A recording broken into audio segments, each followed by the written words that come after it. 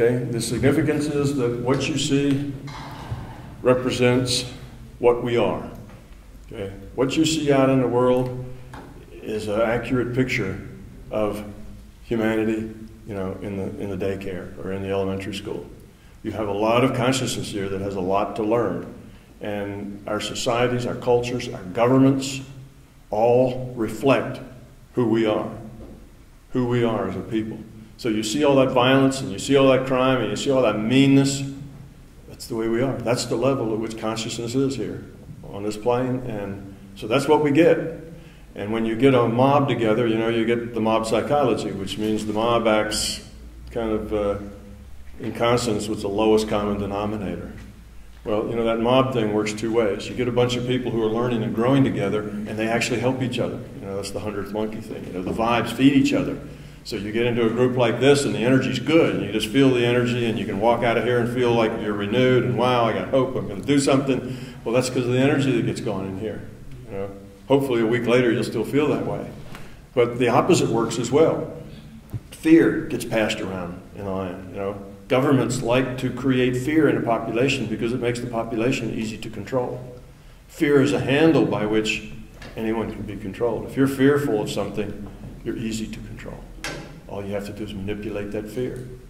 So part of it is just the way we are. Part of it we're being taken advantage of because fear is a controller.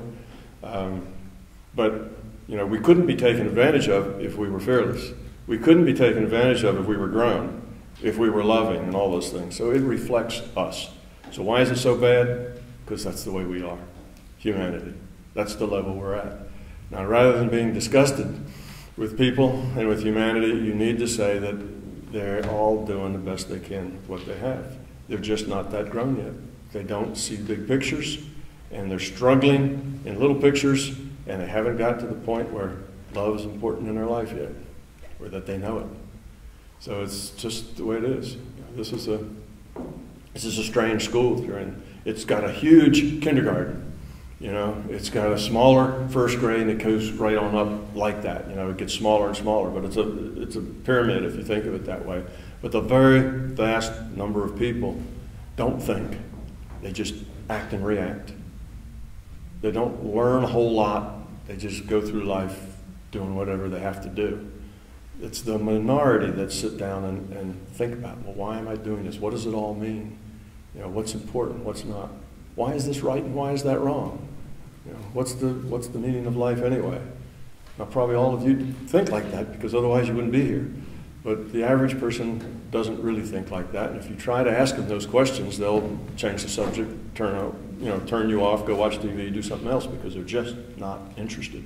That means they're not ready. And you can't force anybody to be ready. They're either ready or they're not. If they are, they'll step into it and grab hold of it. If they're not, there's nothing you can do. You can preach, you can browbeat them, you know, you can threaten them, do all those things you shouldn't do, and it still won't make any difference because they're not ready to take that step yet.